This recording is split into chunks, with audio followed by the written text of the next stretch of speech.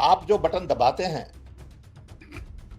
और जो वोट अंदर जाता है कुड बी मैनिपुलेटेड। आपका कहने का मतलब यह है कि उस डिब्बे के संग एक दूसरी मशीन कनेक्ट की गई और उसके साथ में एक डोंगर लगाया गया और उसमें बग हो सकता है, उसमें कोई ऐसा सिस्टम हो सकता है जो वीवीपैट को मैनेज कर सकता है। ये आपका वो एक चीज है। दूसरा, ये डोंगल में ऐसी भी कोई चीज हो सकती है कि जिससे आप बाहर से अंदर आ सकते हैं। मतलब आपके कहने का मतलब है कि आप अमेरिका में बैठ के भी मेरे लखनऊ में बैठी हुई मशीन को मैनेज कर सकते हैं। बिल्कुल। तो अगर ये प्रिंटर में अगर वीवीपैट में कुछ खेल है तो प्राइम मिनिस्टर या ऐसे उनके इशारों पर नाचने वाले चुनाव आयुक्त क्यों चाहेंगे चेंज हो? वो तो नहीं चाहेंगे। आप कहते रहिए, बोलते रहिए, वो तो चेंज नहीं करेंगे। People have lost trust in independence of our institutions. सच क्या है, गलत क्या है, किसको पता, लेकिन the fact is people have lost trust. Rahul Gandhi क्यों नहीं कह रहे कि इस देश में पोस्टल बैलेट से चुनाव होना चाहिए, इस देश में प्रिंटर ऐसा होना चाहिए, इस देश में वीवीपैट ऐसा होना चाहिए? अमेरिका में बैठे सैम पित्रोदा जो बात कह रहे हैं वो बात राहुल गांधी क्यों नहीं कह रहे? क्योंकि राहुल अपोजिशन का सबसे बड़ा चेहरा है इस समय। कोई सुनता नहीं है, तो हाँ, फिर लेकिन you have to go to streets. लेकिन सैम साहब अब सुनेगा तो नहीं, क्योंकि 5 महीने बाद चुनाव है। तो बिल्कुल नहीं सुनेगा तो फिर कांग्रेस को क्यों नहीं सड़कों पे आके संघर्ष करना चाहिए? होगा, एक पब्लिक कॉल करें। शायद होगा। ऐसे देश नहीं चलता। You are prime minister of a country, not of a party. You have to call opposition with love and affection, and you can't be every minute criticizing the leader of opposition. That's not Prime Minister of India. Okay, shame that you have to do that. आपको उम्मीद है कि 4 महीने में परिवर्तन होगा या फिर अब की बार 400 पार? नमस्कार, मैं हूं संजय शर्मा। आप देख रहे हैं 4 PM news network. Madhya Pradesh और छत्तीसगढ़ के नतीजों ने पूरे देश को चौंका दिया, तमाम पत्रकारों को चौंका दिया, एजेंसी के जो सर्वे करते हैं उन लोगों को चौंका दिया और आम जनमानस को भी चौंका दिया। किसी को उम्मीद नहीं थी, जो लोग फील्ड पे जा रहे थे, जो लोग देख रहे थे, मैं खुद गया था, किसी को अंदाजा नहीं था कि मध्य प्रदेश में सरकार बदलेगी नहीं। क्योंकि जिनसे भी बात करो अधिकांश लोग सरकार से नाराज थे, बेरोजगारी से नाराज थे, महंगाई से नाराज थे, खराब सिस्टम से नाराज थे, पेपर लीक से नाराज थे, लेकिन रिजल्ट छप्पर फाड़ के आया। सारी एजेंसियां, सारे पत्रकार एक तरफ थे, लेकिन एक एजेंसी ने कहा और रिजल्ट लगभग वही आया। तब सवाल खड़े हुए कि क्या कुछ मैनेज किया जा रहा है? बार बार एग्जिट पोल के जरिए एक मैसेज दे दिया जाता है, इतनी सीटें आएंगी और नतीजे वैसे ही आ जाते हैं।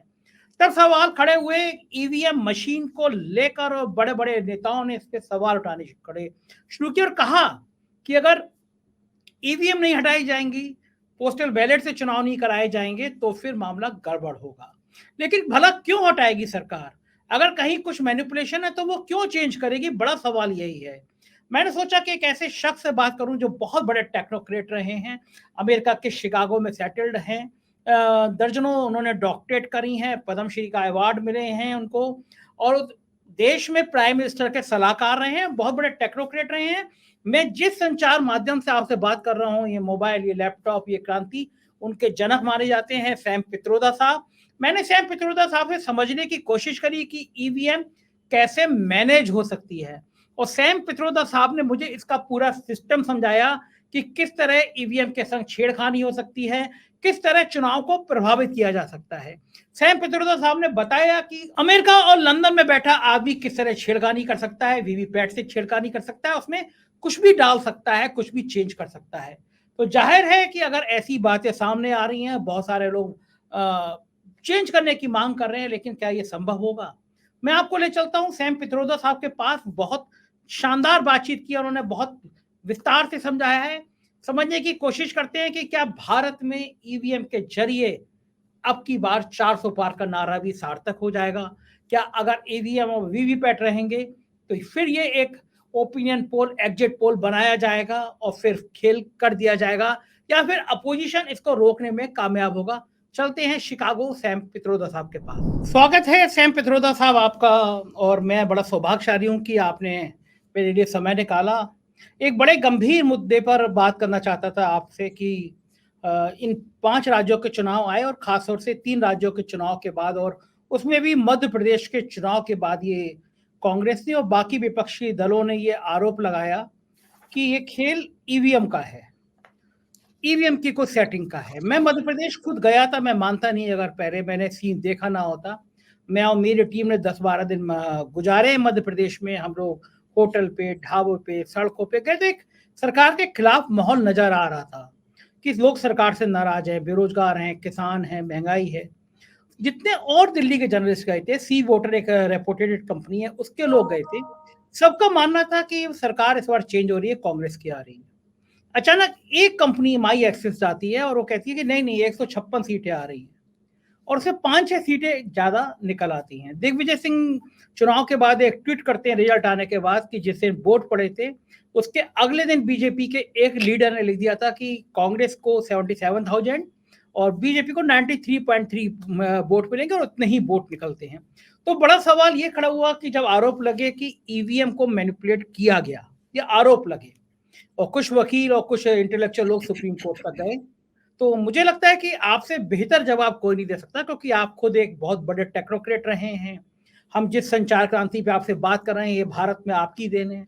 आप ही पहली बार मोबाइल लाए, आपने लैपटॉप लाया, आपने ये कम्युनिकेशन दिया, और भारत में बड़ा पद्मश्री और तमाम आपको अवार्ड मिले, आप प्रधानमंत्री के सलाहकार रहे। तो इस टेक्नोलॉजी को क्या कोई चिप या माइक्रो सब जो भी चीजें लगी हो, क्या उसको वाकई में हैक किया जा सकता है? इन चुनाव नतीजों को क्या प्रभावित किया गया? आपका क्या मानना है? सबसे पहले आपका बहुत बहुत आभारी हूं कि आपने फिर से मुझे मौका दिया। धन्यवाद।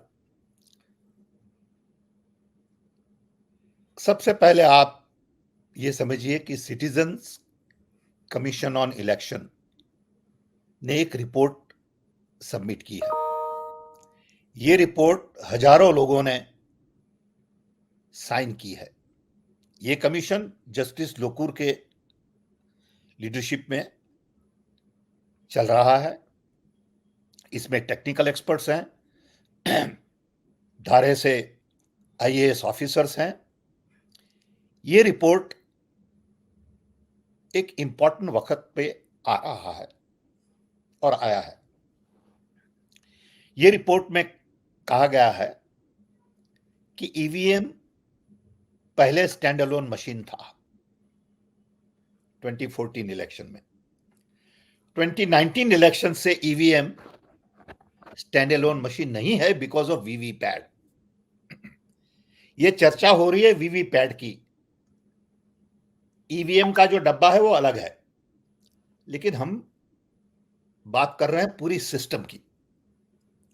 अगर आप पूरी सिस्टम को देखिए, ये डब्बा, VVPAT, receipt, printer, the way you count, store the डब्बा,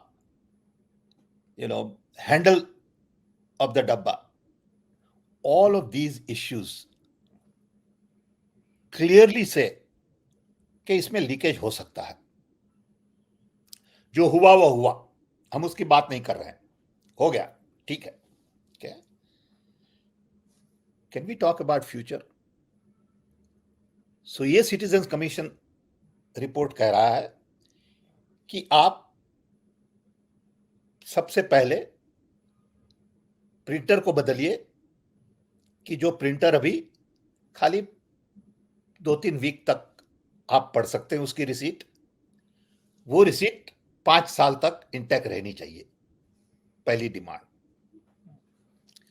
दूसरी डिमांड कि आप अभी वोटर को रिसीट दिखाते हैं एक स्क्रीन में और कहीं डाल देते हैं। आप वो पेपर रिसीट वोटर को दीजिए और वोटर को बोलिए कि एक डब्बे में डाले जो डब्बा इलेक्ट्रॉनिकली कनेक्ट ना हो। अब जब आप पेपर रिसीट उनको 7 सेकंड दिखाते हैं, उनके हाथ में तो आई नहीं पेपर रिसीट। आपने क्या डब्बे में डाला किसको पता है? और जब डब्बे में डालते हैं तो वो आप फुल्ली काउंट करिए और देखिए कि पेपर रिसीट और इलेक्ट्रॉनिक मैच हो रहा है कि नहीं। अगर मैच नहीं हुआ तो प्रॉब्लम है। अगर मैच हो गया तो कोई प्रॉब्लम ही नहीं है। तो अभी जो विवाद है, ये विवाद वीवीपैट की वजह से है। जब भी आप वीवीपैट लगाते हैं तो EVM machine is no longer a stand alone machine, क्योंकि उसके पीछे एक डोंगल लगा है। डोंगल में जो जो इलेक्शन में खड़े हैं उनका नाम है, उनका लोगो है। ये कोई इंजीनियर आके लगा देता है, पता नहीं क्या वो इंजीनियर करता है। ओके, कौन डब्बा तैयार करता है किसको पता। सो ये जो सवाल खड़े किए गए हैं, ये हमने अच्छी तरह से समझे, एक्सपर्ट से बातें की, प्रोफेसर है आईआईटी में, अमेरिका में प्रोफेसर से बातें की, और सब लोगों का कहना है कि जब से वीवीपैट आया तब से शंका शुरू हो गई है, और इलेक्शन कमीशन उन पे कोई ध्यान नहीं दे रहा है। तो हम रिक्वेस्ट करेंगे इलेक्शन कमीशन से हाथ जोड़ के कि आप सिटीजन्स कमीशन का रिपोर्ट पढ़िए, आप उन्हें बुलाइए, और आप ये जो चेंज डिमांड करते हैं लोग, उसका जवाब दीजिए। क्योंकि अभी तो मिसट्रस्ट है, there is a trust deficit. ये ट्रस्ट डेफिसिट को ब्रीच करना है। हम ये नहीं कह रहे हैं कि जो पीछे क्या हुआ, क्यों नहीं हुआ, कब हुआ। हम तो यही कह रहे हैं कि 2024 का इलेक्शन इतना इंपॉर्टेंट है देश के लिए कि you have to be extra careful, you have to build full trust in people. अगर आप नहीं कर रहे हैं तो हम कहेंगे कि देयर इज समथिंग रॉन्ग, आप क्यों नहीं रिस्पॉन्ड कर रहे हैं। ठीक है सैम साहब, आप बिल्कुल सरल शब्दों में समझा सकते हैं कि अगर वीवीपैट में कोई सरकार में, हम थोड़ी देर को मान लेते हैं कि मैनिपुलेशन किया गया, तो क्या तरकीब क्या है? वो जैसे ईवीएम में मैंने बटन दबाया, मैंने एक ए पार्टी को वोट किया, और मेरे सामने स्क्रीन पे आया कि मैंने ए पार्टी को वोट किया, तो सरकार मेरे वोट को मैनिपुलेट करना चाहती है, मैनेजमेंट करना चाहती है, तो वो किस तरह करेगी? अगर मान लीजिए करना चाहे तो किस तरह करेगी? थोड़ा आसान भाषा में समझाइए जो दर्शकों को समझ में। देखिए, इसमें देयर आर मेनी वेज। एक तो पहले जो आप डोंगल डालते हैं वीवीपैट के साथ, जिसमें सब लोगों का नाम है, उनका लोगो है, उसमें ऐसा बग हो सकता है कि हर 5 बटन, आप कोई भी बटन दबाइए, वोट ए पार्टी को जाएगा। अच्छा, हर 5 बटन, हर 5 वोट के बाद एक व्हाटएवर यू डिसाइड, जो भी हो, और एट रैंडम, पहली दफा 5, दूसरी दफा 3, तीसरी दफा 8, एनी लॉजिक। ओके, सो आप जो बटन दबाते हैं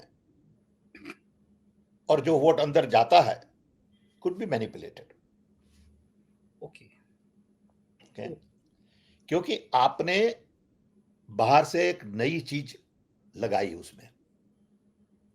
ये नई चीज जो लगाई, वो कौन लगाता है, क्या है अंदर, कब बनाया गया है, किसने बनाया है, ये सब सवाल उठते हैं। And that's why it is no longer a stand alone machine. पहले ईवीएम में क्या था कि एक डब्बा है, आप जाइए, बटन दबाइए, और जो भी सवाल, जो भी समरी आई, वही बटन की है। लेकिन अब आपने एक एडेड एलिमेंट डाला, और ये डाला गया था 2014 के बाद। राइट, एब्सोल्युटली, मोदी जी के प्राइम मिनिस्टर बनने के बाद। Absolutely, okay. आपका कहने का मतलब यह है कि उस डिब्बे के संग एक दूसरी मशीन कनेक्ट की गई और उसके साथ में एक डोंगर लगाया गया, और उसमें बग हो सकता है, उसमें कोई ऐसा सिस्टम हो सकता है जो वीवीपैट को मैनेज कर सकता है। ये आपका वो एक चीज है। दूसरा, ये डोंगल में ऐसी भी कोई चीज हो सकती है कि जिससे आप बाहर से अंदर आ सकते हैं। मतलब आपके कहने का मतलब है कि आप अमेरिका में बैठ के भी मेरे लखनऊ में बैठी हुई मशीन को मैनेज कर सकते हैं। बिल्कुल, ओके, हो सकता है। ओके, थ्रू सैटेलाइट आप मैनेज कर सकते हैं, वो भी हो सकता है। जब हम लोग चंद्रमा को, ग्रह को यहाँ से भेजते हैं और यहाँ से ऑपरेट कर लेते हैं, तो वो तो एक मशीन होगी। लेकिन सेम साहब, इतनी हजारों लाखों मशीन होंगी, सेम सिस्टम पे मैनेज किया जाएगा, तो एक राज्य में फिर लोग कहते हैं फिर तेलंगाना में कांग्रेस कैसे जीत गई, वहां भी तो यही मशीन होंगी, वहां भी तो ये वीवीपैट होगा। ठीक है, जब आप जीत हार का इसमें सवाल नहीं है, कौन जीता कौन हारा वो अलग बात है, क्योंकि आप मैनिपुलेट करते हैं तो किसी को हरा भी सकते हैं, किसी को भी जिता भी सकते हैं।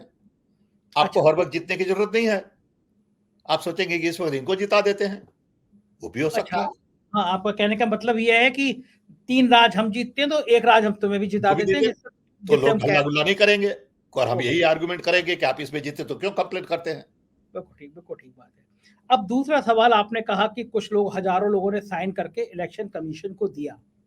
तो सैम साहब, ये आपके दौर का, जब आप भारत में थे तब के दौर का चुनाव आयोग नहीं है कि जब शेषन जैसे लोग हुआ करते थे कि जिनके मारे नेता और अफसर ब्यूरोक्रेट डर डर के मारे कांपते थे। अब वो चुनाव आयोग नहीं है। अब चुनाव आयोग मुझे इन शब्दों को कहना नहीं चाहिए, संवैधानिक संस्था है, लेकिन ऐसा महत्वहीन हो गया है कि वो कुछ सुनते नहीं, वो कुछ देखते नहीं, वो कुछ बोलते नहीं। प्राइम मिनिस्टर ने जिस तरह का नाटक में बजरंग बली को ना इस्तेमाल करने को कहा कि बजरंग बली का नाम लेके वोट करना, ये सीधा सीधा चुनाव के नियमों का उल्लंघन है। आप किसी भी धर्म का, किसी भी देवता देवी देवी देवता का, किसी भी मजहब का आप चुनाव में इस्तेमाल नहीं कर सकते, लेकिन प्राइम मिनिस्टर कर रहे थे और कर्नाटक में कर रहे थे। लगातार हिंसक बयान दिए गए। अभी राजस्थान में एक दर्जी की हत्या हुई तो बड़े बड़े इंपॉर्टेंट लोगों ने उसका गला काटते हुए एक कार्टून बना के, एक इलेक्टेड बना के और उसको वायरल किया, और बड़े बड़े इंपॉर्टेंट लोगों ने, लेकिन चुनाव आयोग ने कुछ नहीं किया, कोई शिकायत। तो आपकी हजारों लोगों की ये एप्लीकेशन, चुनाव आयोग पे आरोप लगता है कि वो सरकार जो कहती है वो करता है। तो अब हजार नहीं लाखों लोगों की एप्लीकेशन आ जाए, चुनाव आयोग तो कुछ करेगा नहीं उत्तर प्रदेश में, फिर क्या किया जाए? तो फिर लोगों को डिसाइड करना पड़ेगा कि हम ये मुद्दा ले जाएंगे गली गली में, शहर शहर में। सीधी बात है, ये डेमोक्रेसी है। ओके, हम किसी को उसकरा नहीं रहे हैं, लेकिन हम यही कह रहे हैं कि election commission must respond. There is a trust deficit. लोगों का ट्रस्ट बनाना बहुत इंपॉर्टेंट है। देखिए, हम जब वोट देने जाते हैं तो तब हम हमारे सब अधिकार किसी को सौंप देते हैं। ये तो बहुत बड़ी जवाबदारी है। ये जवाबदारी हम देते हैं तो हमें विश्वास होना चाहिए कि ये ठीक से इसका उपयोग किया जा रहा है। अगर आप उसका ठीक से मैनेज नहीं कर रहे हैं तो हमारा हक बनता है कि हम पूछेंगे आपसे कि आप हमें क्यों जवाब नहीं दे रहे। सो इलेक्शन कमीशन मस्ट रिस्पॉन्ड। हमारी तो समझ में नहीं आ रहा कि क्यों ये चुप है। बोलिए, बताइए, और उटपटांग मत बताइए। ये मत कहिए कि ये डब्बा है, आप ये करिए, आप ये करिए। नहीं, गोल गोल कंफ्यूज मत करिए। सीधी सी बात है, आपको प्रिंटर बदलना है जिससे रिसीट 5 साल तक पड़ी जाए।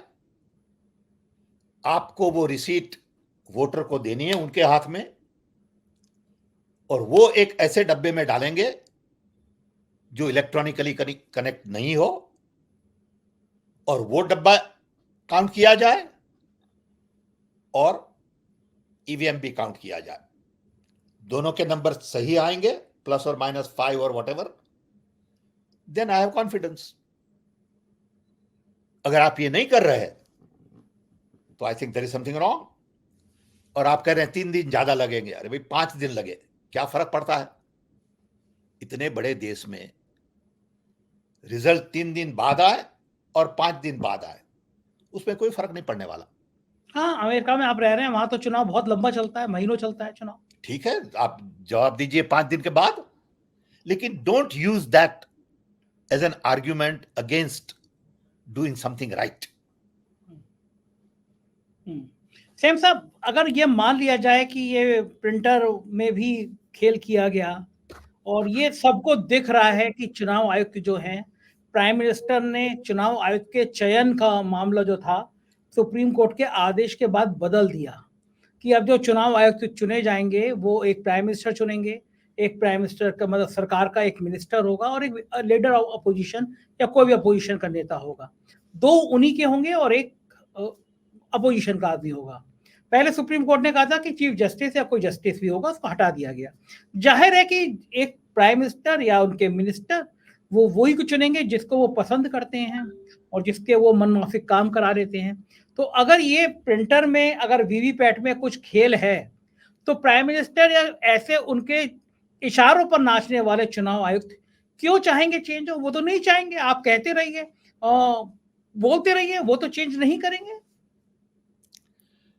हम समझते हैं कि हमारी सब institutions are compromised. People have lost trust in independence of our institutions. सच क्या है, गलत क्या है, किसको पता? लेकिन the fact is, people have lost trust. ED सब पे अटैक करती है।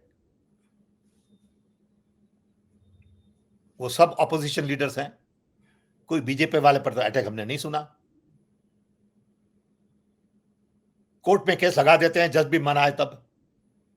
आप कोर्ट के धक्के खाते रहिए, आप पैसे खरीदते रहिए, हमें क्या फर्क पड़ता है? तकलीफ तो आपको है। तो ये जो चीजें हमने देखी हैं, उससे हमें लगता है कि our institutions are not independent. University लीजिए, यूनिवर्सिटी में अगर आप बोलने जाइए तो उन्हें परमिशन लेनी पड़ती है, यूनिवर्सिटी वाइस चांसलर को, किसी की, सरकार की। ये क्या बात है? University should be independent. They should be allowed to express all the views they want. लेकिन आपने कुछ भी सरकार के विरुद्ध बोल दिया तो आप देशद्रोही हैं। ये कोई डेमोक्रेसी नहीं है। इतना आप बताते हैं सरकार को और प्राइम मिनिस्टर को टीवी पे, वही हमें कह रहा है कि ये डेमोक्रेसी नहीं है।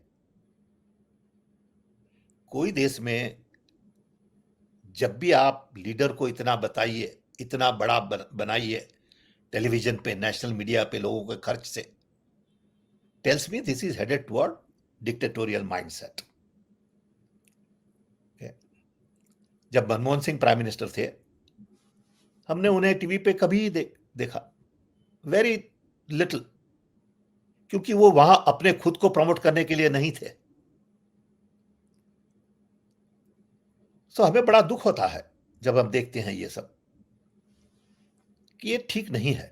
लेकिन चल रहा है, लोग मना रहे हैं उत्साह से। सब क्रेडिट प्राइम मिनिस्टर को जाती है। ओके, ऐसे तहजीब के लोगों ने कुछ किया ही नहीं देश में। ये देश के लिए, डेमोक्रेसी के लिए हेल्दी साइन नहीं है। मुझे तो अचरज ये लग रहा है कि प्राइम मिनिस्टर कभी क्यों नहीं बोलते इसके बारे में कि भाई मैं क्रेडिट नहीं ले सकता ये सब चीज के लिए। ये तो लोगों का काम है, मुझे आप क्यों इतनी क्रेडिट देते हैं? यही हमें दुख होता है। सेम साहब, आप गुजरात से आते हैं, प्राइम मिनिस्टर गुजरात में से आते हैं। जब गुजरात के सबसे बड़े स्टेडियम का नाम वो अपने नाम पे रखवा देते हैं, उस स्टेडियम में मैच देखने जाते हैं, तो आप उनसे क्या उम्मीद करते हैं कि वो डेमोक्रेसी की बात करेंगे? हाँ, ये ठीक नहीं है ना भैया। It is not right, it is not decent. हमने डिसेंसी घुमा दी है, समझे? और लोग मान जाते हैं सब। एक्चुअली मनवा दिया जाता है सैम साहब। जैसे मैंने कहा कि मध्य प्रदेश में एक एग्जिट पोल दिखा दिया उन्होंने कि उसमें इतनी सीटें आ रही हैं। अब जैसे कल सी वोटर ने दिखा दिया देश का ओपिनियन पोल, उसमें दिखा दिया कि बड़े बहुमत से फिर मोदी जी तीसरी बार प्राइम मिनिस्टर बनने जा रहे हैं। तो लोगों को लगता है ये तो टीवी चैनल पे आ गया, सर्वे आ गया, बनने जा रहे हैं। फिर उसके बाद में चाहे वो वीवीपैट में पैट मैनेज करे, ईवीएम मैनेज करें, प्रिंटर मैनेज करें, लोगों को कहेगा यही तो टीवी बता रहा था, यही तो सर्वे बता रहे, तो यही रिजल्ट आ गया, तो आदमी अभ्यस्त हो गया। मेरा सवाल ये है सैम साहब, आपने कहा कि लोगों को आके बात करना चाहिए। आप गांधी परिवार से बहुत जुड़े रहे हैं, राहुल गांधी आपको बहुत गार्जियन मानते हैं, विदेश जब जाते हैं तो आप ही पूरा प्रोग्राम तय करते हैं। पब्लिक क्यों निकले सड़कों पे? अपोजिशन क्यों नहीं निकल रहा? राहुल गांधी क्यों नहीं कह रहे कि इस देश में पोस्टल बैलेट से चुनाव होना चाहिए? इस देश में प्रिंटर ऐसा होना चाहिए, इस देश में वीवीपैट ऐसा होना चाहिए। अमेरिका में बैठे सैम पित्रोदा जो बात कह रहे हैं वो बात राहुल गांधी क्यों नहीं कह रहे? क्योंकि राहुल अपोजिशन का सबसे बड़ा चेहरा है इस समय। राहुल छोटी छोटी गांधी लीडर जी, पार्टी कह रहे हैं, तो वो क्यों नहीं कह रहे हैं? राहुल गांधी ने इंडिया अलायंस में ये सवाल उठाया, उनकी वजह से रेजोल्यूशन पास किया गया। आप पढ़िए resolution. India alliance has decided that there is an issue with EVM, VVPAT. उन्होंने डिमांड की है। हमने सुना कि जयराम रमेश ने इलेक्शन कमीशन से मीटिंग मांगी है, लेकिन नहीं दी गई है। यही तो प्रॉब्लम है ना, कोई सुनता नहीं है, तो हाँ, फिर तो लेकिन you will have to go to streets. लेकिन सैम साहब अब सुनेगा तो नहीं, क्योंकि 5 महीने बाद चुनाव है। तो बिल्कुल नहीं सुनेगा तो फिर कांग्रेस को क्यों नहीं सड़कों पे आके संघर्ष करना चाहिए? होगा, एक पब्लिक कॉल करें। शायद होगा, उसका भी टाइम आएगा। होगा। हो सकता है उसका भी टाइम आ सकता है। आपकी बात हुई नहीं हुई इस मामले पे राहुल गांधी से? नहीं हुई है। राहुल गांधी प्रेस कॉन्फ्रेंस करेंगे इस मुद्दे को लेकर? इंडिया में करेंगे, इंडिया के बाहर करेंगे? वो उनका ऑप्शन है। आपके लिए क्या लगता है कि इंडिया में चूंकि मीडिया तो सब गोदी मीडिया बन गया है, राहुल गांधी वीवीपैट का मुद्दा उठाएंगे, ईवीएम उठाएंगे? देखिए, ये सब चीजें राहुल गांधी के शोल्डर पे नहीं डाली जाती है। ये हमारी भी जवाबदारी है प्रोफेशनली, ये सिटीजन की भी जवाबदारी है, जैसे ये सिटीजन कमीशन ऑन इलेक्शन ने किया। ये सबकी जवाबदारी है, ये राहुल गांधी की जवाबदारी नहीं है। हमारा भी वोट है, राहुल गांधी का अकेले का वोट तो नहीं है ना। सो हमें सबको साथ देना है। अभी क्या है कि लोग कह रहे हम कुछ नहीं करेंगे जब तक ये नहीं होगा। आप क्यों चुप रहेंगे? आपकी भी जवाबदारी, आप बोलिए। आप जैसे ये टीवी प्रोग्राम कर रहे हैं, सोशल मीडिया पे, आपकी भी जवाबदारी है। आप आपकी जवाबदारी निभा रहे हैं, हम हमारी जवाबदारी निभा रहे हैं। कुछ ही दिन निभा पा रहे हैं सैम साहब। शायद 15 जनवरी के आसपास यूट्यूबर के लिए भी एक बिल आ रहा है। मैं आपसे बात कर रहा हूँ, ईवीएम पे बात कर रहा हूँ, दरोगा आएगा, ये लैपटॉप, ये माइक उठा के ले जाएगा कि आपने एक अमेरिका में बैठे हुए आदमी से बात कर ली, भारत के खिलाफ बात कर ली आपने, तो करेंगे वैसा सब। तो हम भी बात नहीं कर पाएंगे 15 तारीख के बाद। बिल्कुल बात सच है आपकी। यही तो प्रॉब्लम है। Media has been bought out. जो मीडिया सर्वे बताए, किसका सर्वे? किसने सर्वे किया? आप नंबर लगा देते सब। मैं तो देखता हूं मीडिया पे लोग इतना झूठ बोलते हैं बेशरम की तरह, और उन्हें कोई पता ही नहीं वो झूठ बोल रहे हैं। ना कोई शर्म है, ना कोई उनको दुख है इसके बारे में। चल रहा है सब और लोग मानते हैं। क्या करें? ये क्या हो गया देश को, मुझे ये समझ में नहीं आ रहा कि इतना powerful democratic nation has become one-sided. It is good to have healthy opposition. It is good to have debate, discussion, dialogue. पहली दफा हिस्ट्री में ऐसा हुआ है कि 10 साल में प्राइम मिनिस्टर ने एक भी प्रेस कॉन्फ्रेंस नहीं की है। How can we tolerate that as a nation? If I was there, I would be on the street saying, Prime Minister, you need a press conference. You should have press conference once every month, once every 3 months, whatever. You got to face the people and let people express their anger to you. It is okay. Nothing wrong with it. You don't have to have answer to everything. You don't have to be a Superman. It is okay for you to be vulnerable, because that's what people of India want. अभी तो क्या है कि 40% of the people who voted for BJP and Prime Minister are dictating terms for the 100% of the people. ठीक बात है। वो व्याज भी नहीं है। ऐसे देश नहीं चलता। You are Prime Minister of a country, not of a party.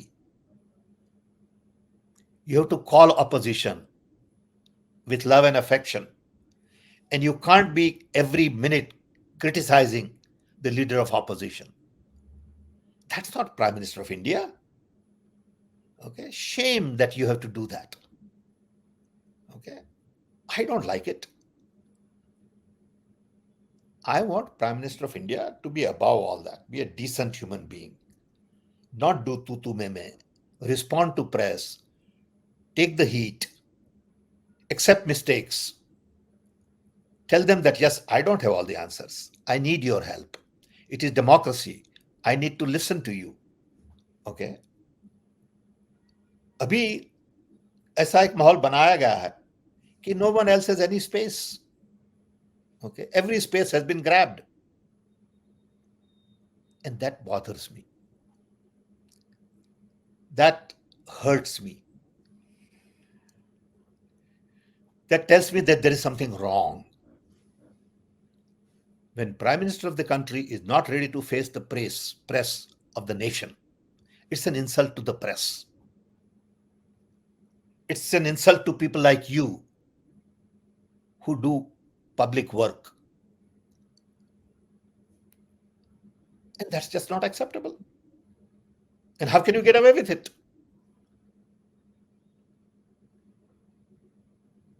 चल रहा है सब। लेकिन सैम साहब, देश इन सब आइडियल बातों की जगह इस बात से चल रहा है, दिन रात टीवी चैनल चला रहे हैं कि 22 जनवरी को राम मंदिर में प्राण प्रतिष्ठा हो। तो अब वो बौद्धिकता की बातें नहीं हो रही हैं।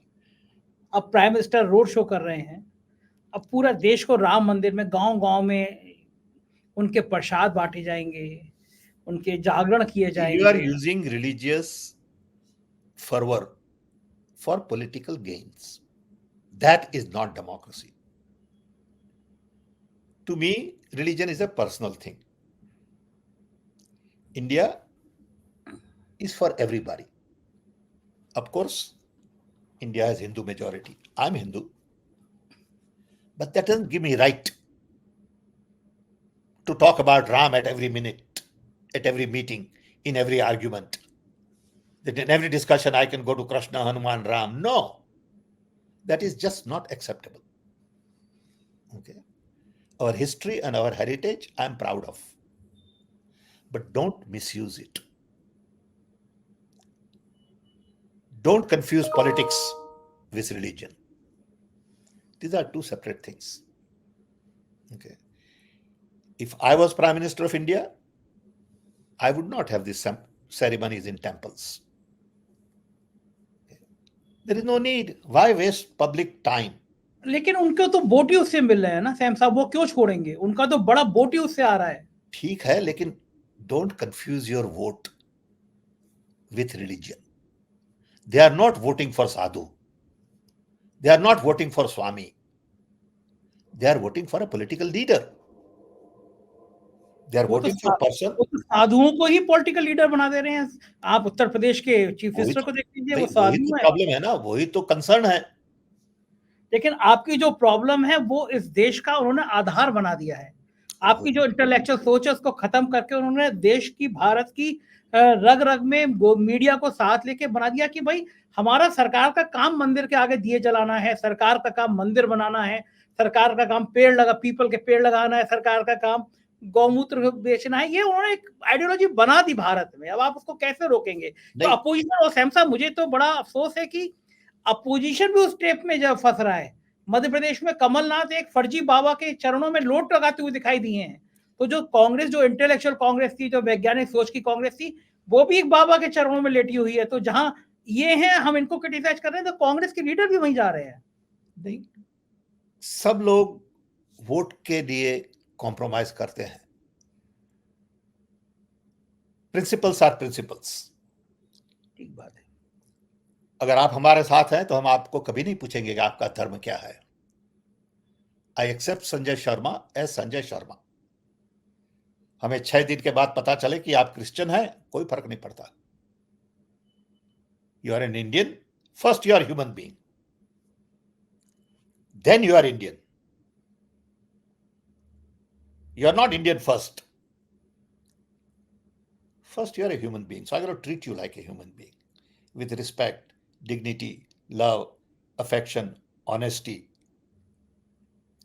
then we can talk about India. I don't care what religion you practice. That's your personal choice. मैं हर वक्त कहता हूं कि my wife is very religious. I'm not. I don't pray. I don't allow diya jalao. Never. Okay. I don't do this in front of anybody. Okay. It's okay. My wife has a little temple upstairs. That's okay. That's her privilege. Okay. Religion is a personal thing. Don't use that for national agenda. Okay. Modern nation cannot be built based on religion. आप देखिए क्या हो रहा है Israel में. जो conflict Israel में है, it is because the nation is based on religion. देखिए what's going on in Pakistan. So anywhere there is a nation based just on religion, I worry about it. ठीक बात है, बिल्कुल ठीक बात है। सैम साहब, एक बयान कहीं मैं देख रहा था या आपका ट्वीट देख रहा था कि अमेठी में राहुल गांधी ईवीएम के वीवीपैट के इसी खेल के कारण हारे या हराए गए। हो सकता है. I don't have the answer, but that's history. I'm going to look at future. I'm more concerned about 2024. Not worry about what happened in 2019. वो हो गया, that I can't change anymore. But I want to make sure that it is done right in 2024. वो तो उन्होंने BJP ने कहना शुरू कर दिया कि अब की बार 400 पार। अभी से माहौल बना दिया उन्होंने, वीवीपैट जिंदाबाद, तो अब की बार 400 पार। तो हम भी कह सकते हैं अब की बार 500 बार. What difference does it make? I mean, what kind of slogan is that, भाई? लेकिन सैम साहब, क्या लगता है आपको कि ये अपोजिशन 4 महीने में देश में ऐसा माहौल तैयार कर पाएगा, लोग तैयार कर पाएंगे कि वो प्रिंटर, वो वीवीपैट हट जाए? लोगों को सोचना है. पॉलिटिकल पार्टी एक चीज है और पब्लिक इज अनदर थिंग. प्रश्न मैं पूछूंगा लोगों से कि आपको क्या करना है. फॉरगेट अबाउट राहुल गांधी ने को क्या करना है, मोदी जी को क्या करना है, कांग्रेस पार्टी को क्या करना है, अलायंस को क्या करना है और बीजेपी को क्या करना है. आपको क्या करना है? सो सबसे पहले आपको सोचना है कि हमारा वोट बहुत कीमती है. हमारा वोट देश की दिशा बदल सकता है. हमारा वोट हमें केयरफुली कास्ट करना है. इमोशंस पे नहीं करना, धर्म पे नहीं करना, झूठ पे नहीं करना, उस्करा के नहीं देना. सोच विचार के करना है कि ये वोट कैसे डाले कि जिसे भविष्य देश का. लेकिन सैम साहब, फायदा क्या होगा? वोट तो इधर डालेंगे, उधर प्रिंटर किसी और को दे देगा, तो आप वोट के भले डालते रहिए. इसीलिए हम कह रहे हैं कि हमारा वोट इंपॉर्टेंट है, इसीलिए तो ये इनकी चिंता कर रहे हैं. हाँ, लेकिन जिनको चिंता करनी चाहिए या जिनको सोचना चाहिए, वो सब लोग देश छोड़ छोड़ के चले जा रहे हैं. जो रिपोर्ट आई है, भारत में कभी इतने लोगों ने इंडिया छोड़कर और बाहर विदेश की नागरिकता नहीं दी, और जाने वाले अधिकांश लोग अरबपति, करोड़पति है. यानी देश का जो पूंजीपति है, जो बड़ा आदमी है, वो देश छोड़ के जा रहा है, क्योंकि उसको पता है कि अब इस देश में सरकारें मंदिर बनाएंगी, सरकारें दिए जलाएंगी, और जो सरकार का काम है अस्पताल का, सड़कों का, वो सब अब कोई एजुकेशन का वो नहीं करने जा रही. एक आखिरी सवाल सैम साहब, आपको उम्मीद है कि 4 महीने में परिवर्तन होगा या फिर अब की बार 400 पार? हमें बहुत आशा है कि देश के लोग समझदार हैं. देश में बहुत सारी टैलेंट है. लोग सोच विचार के करके 2014 में वोट डालेंगे. इलेक्शन कमीशन समझेगा, जवाब देगा इस सिटीजन रिपोर्ट पे, और देश का भविष्य बदलेगा. तो ये थे सैम पित्रोदा साहब, आपने सुनी पूरी बातचीत. और आप सहमत होंगे कि एक बहुत बड़ी प्लानिंग की जा सकती है, बहुत बड़ी प्लानिंग के तहत वीवीपैट मैनेज किया जा सकता है। क्या होगा, क्या नहीं होगा, अपोजिशन पार्टी क्या स्ट्रेटेजी बनाती है, आने वाले वक्त में तय होगा। मैं आपसे रिक्वेस्ट है, आपको ये बातचीत पसंद आई होगी तो चैनल को ज्वाइन जरूर करिएगा, सब्सक्राइब करिएगा, अपनी राय अवगत कराइएगा। शुक्रिया, थैंक यू।